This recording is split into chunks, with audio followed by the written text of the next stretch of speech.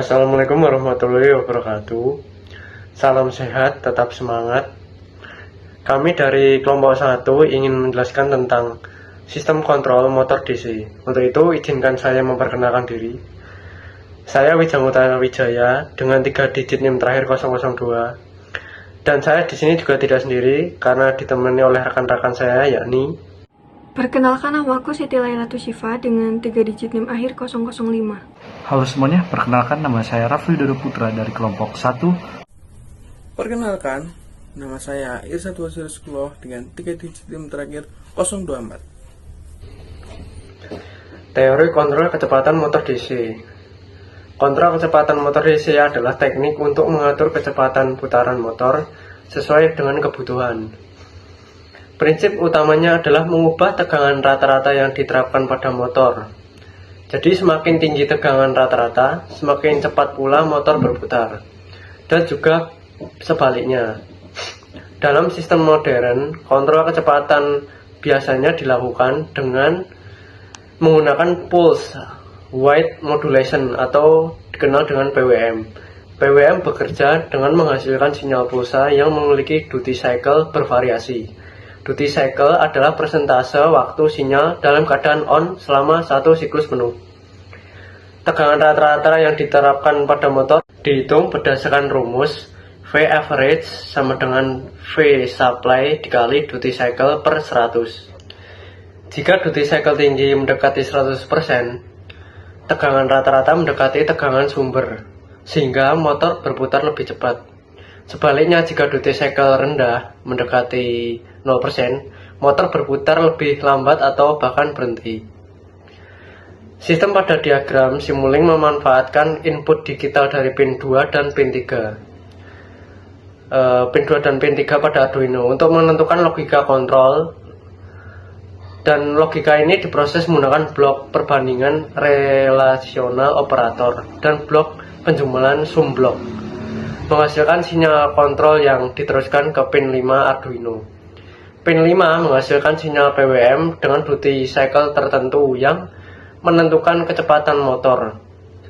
Sistem ini bekerja dalam konfigurasi open loop atau tanpa feedback, sehingga motor akan berputar secara konstan sesuai dengan duty cycle yang diberikan.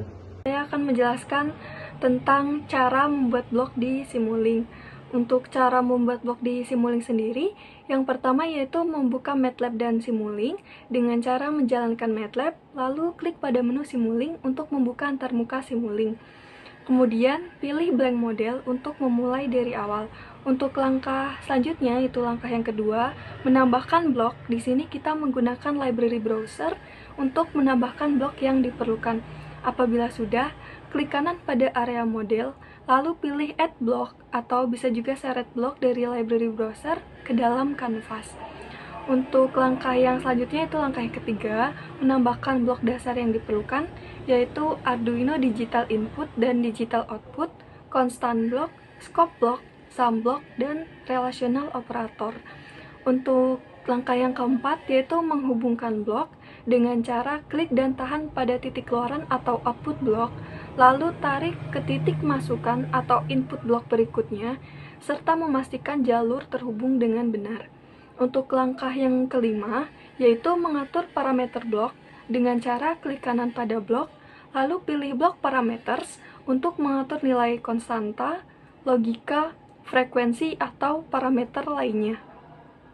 Untuk langkah yang keenam, yaitu mengatur konfigurasi hardware dengan cara membuka menu simulation, kemudian model configuration parameters. Kemudian memilih target hardware, yaitu Arduino Uno, dan menyesuaikan konfigurasi dengan board yang Untuk langkah yang ketujuh, yaitu langkah yang terakhir, mensimulasikan dengan cara klik tombol run untuk menjalankan simulasi.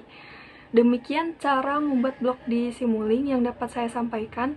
Untuk selanjutnya dapat dijelaskan oleh rekan saya. Di sini, saya akan menjelaskan komponen dan alur sistem. Yang pertama, input dari pin Arduino, pin 2 dan pin 3, yang berfungsi untuk menerima sinyal digital dari sensor atau tombol. Kedua pin ini membaca sinyal logika digital high atau low, yaitu 1 atau 0, yang diteruskan ke sistem pemrosesan. 2. Blok relational operator. Sinyal dari pin 2 dan pin 3 dibandingkan dengan nilai tetap 1 atau 0 menggunakan relational operator.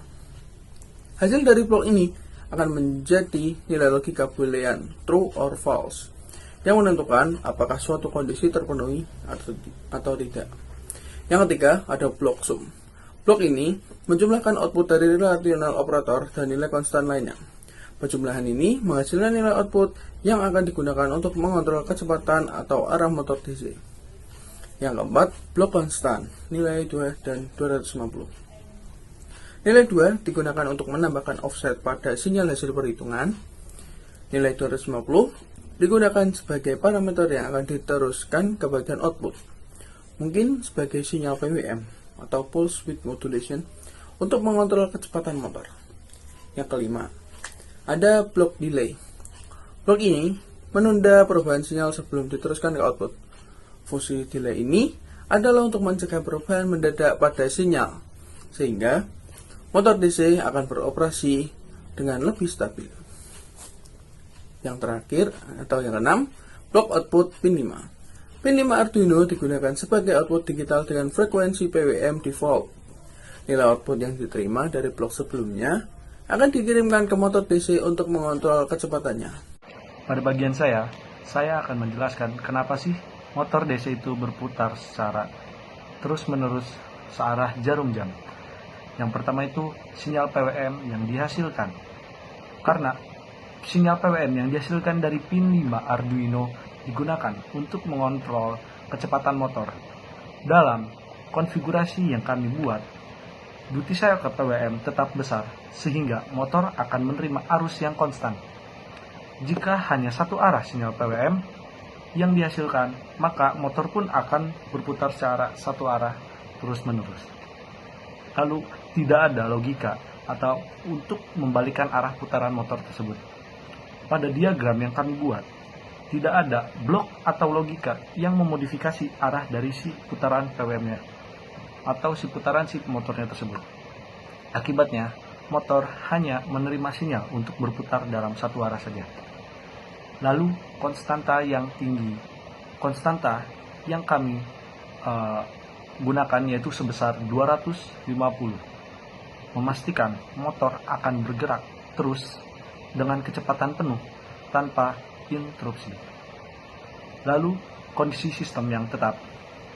Karena input pin 2 dan pin 3 tidak menunjukkan adanya perubahan kondisi high atau low menjadi tetap stabil, sistem ini akan terus menginstruksikan motor untuk terus berputar.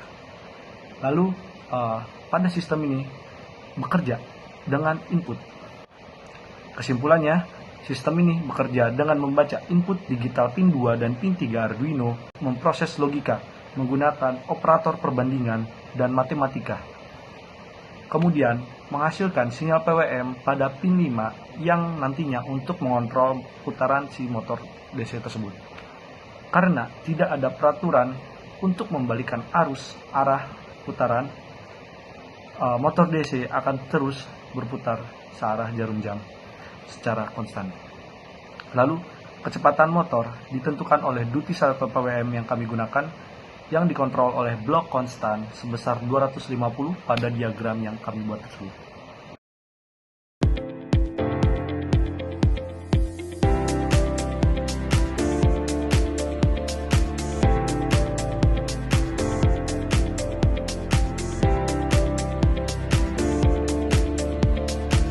Cukup sekian dan terima kasih.